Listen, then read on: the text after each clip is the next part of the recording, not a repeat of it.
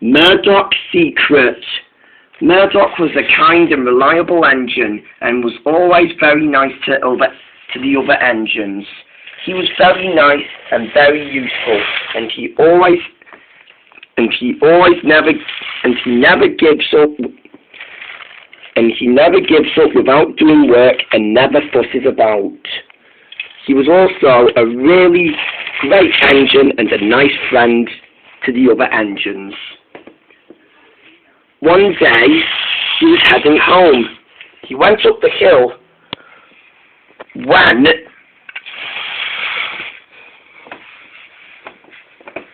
when he saw Emily waiting for the red signal to change to green. "Hello, Emily," said Murdoch.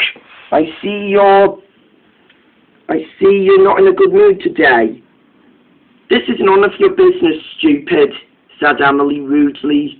Murdoch was offended. "No need for that," said Murdoch. "I was trying to be nice. You know what?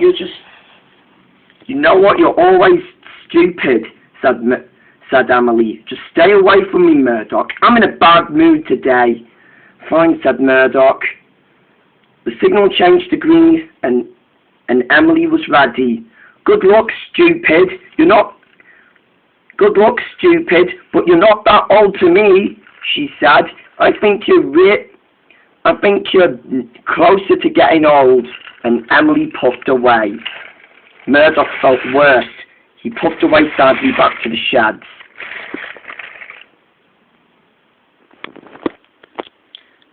At last, Murdoch came to the sheds with Duke, Connor and Caitlin waiting for him. They were wondering why Murdoch was upset. "What's the matter, Murdoch?" asked Duke. "I keep thinking about what Emily said to me," he said. And then he told Duke what Emily said. Duke was shocked. That's just horrible," said Duke. "But ignore Emily, though," said Duke.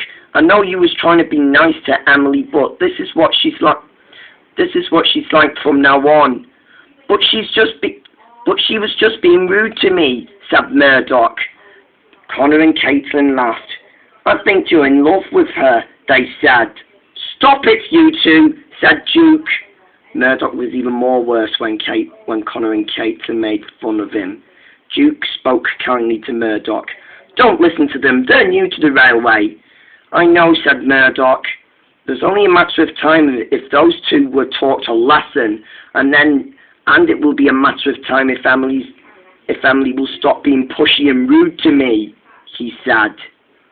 And with that, Murdoch said nothing and went to sleep with the three engines. The next morning, Murdoch was in a happy mood and was now forgetting about Emily's rudeness yesterday. Murdoch began enjoying himself. "What a day," he said. "I'm now finally forgetting Emily's rudeness and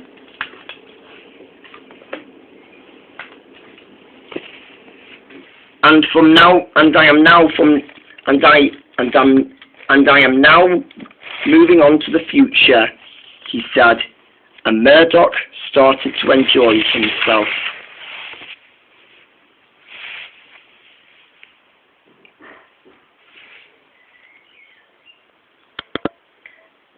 Meanwhile, at the back there was trouble.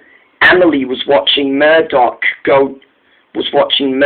in his morning run, and with that, Emily decided to follow Murdoch. Murdoch was still puffing along, but still didn't notice Emily following him. Everywhere Murdoch went, Emily still followed Murdoch, and Murdoch didn't notice. He didn't notice until the Fat Controller drove in his car to stop Murdoch and Emily. The Fat Controller soon turned to Murdoch and spoke to him. I want you to pull the express with Emily today, he said. And Emily, you're going to be the back engine. But sir, said Emily, why don't Murdoch be the back engine? I don't like working with Murdoch. You will do as you're told, said the Fat Controller. And so Murdoch and Emily puffed backwards to the yards, and they were ready to go to the station.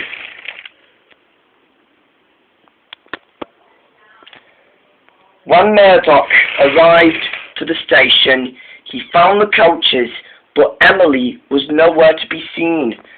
That's strange, said Murdoch. I thought Emily was the back engine today. Maybe she's late, said his driver. But Murdoch didn't know. Just then, he was ready to tell his driver and fireman about his secret. Just then, his driver and fireman saw Murdoch looking glum. What's wrong, they said. What's wrong, said his driver. You look worried. Murdoch told his driver what Caitlin and Connor said about him and Emily. His driver laughed and explained to Murdoch. They're new to the railway, he said. I know that's what Duke said last night, but they're really trying to get reaction at you. And Emily as well, and they're trying to get you into trouble. If they're trying to be mean to you, if Emily's trying to be mean to you, or if Caitlin and Connor are trying to be mean to you, don't let them get you into trouble. I won't, said Murdoch. All Emily is pushing rude to me, and those two new engines didn't know that. His driver looked behind the coaches. Quick, she's coming! Don't tell her about your secret, Murdoch, said the driver and fireman, and they both quickly ran inside Murdoch's cab. At last Emily came and heard and saw Murdoch's driver and fireman running inside Murdoch, and decided to have a little think about what was going on. Sorry I was late, said Emily. I just had to take a full gulp of water at the water tower, she said.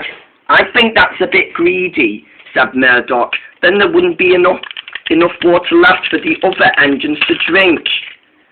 That doesn't bother me, said Emily. If I'm the back engine, you have to pull the coaches, she said. I don't have to listen to your nonsense. Murdoch took no notice of Emily. The guard blew his whistle and they were ready to go. Get a move on, will you? Said Emily, and Murdoch did get a move on. Emily was ready. She was then ready to spoil Murdoch's secret. So Murdoch, said Emily, why was your driver and fireman in a rush today? Well, said Murdoch, they were in a rush because they didn't have enough time to do things in their house today, he said.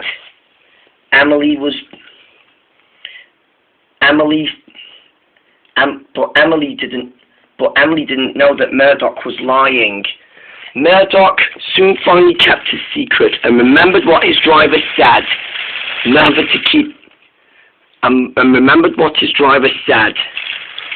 Murdoch soon reached the top of the hill.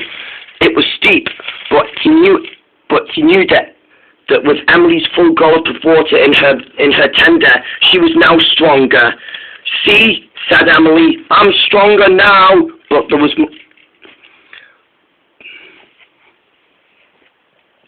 worse to come. When Murdoch reached the top of the hill, there was more trouble.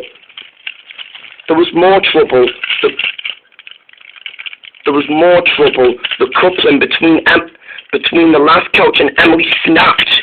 Emily was too heavy and she couldn't stop herself. "Help!" she said.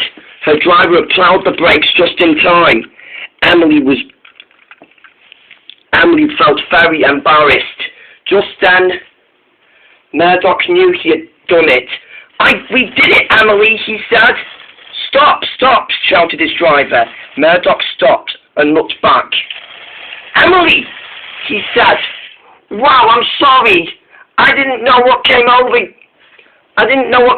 me." Emily was cross. "Why didn't you wait for me?" she said when she came back with her broken coupling. "I'm sorry," said Murdoch. I didn't know you came apart." "Came apart?" shouted Emily. "What about your secret? And what about when you left me behind?" Murdoch was even more worse. He decided to tell Emily his secret. He told her, and Emily felt sorry for Murdoch for what Caitlin and Connor said to Murdoch last night. Yuck! Said Emily. "Us in love?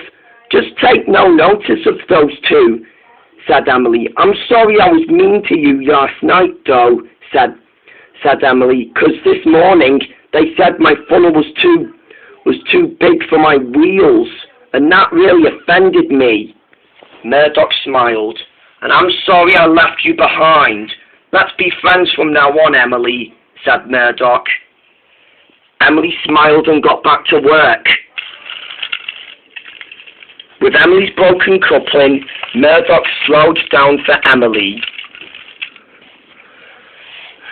And when they were at the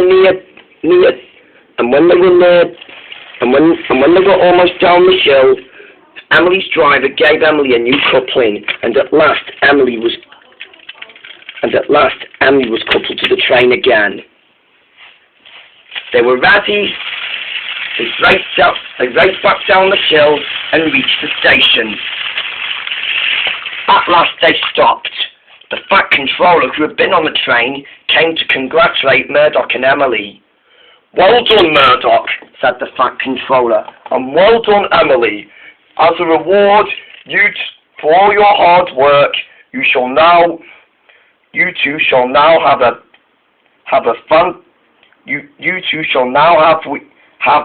have some more weeks off for a while." Emily smiled. So did Murdoch too. They were rivals at first, but were now good friends and a very good team.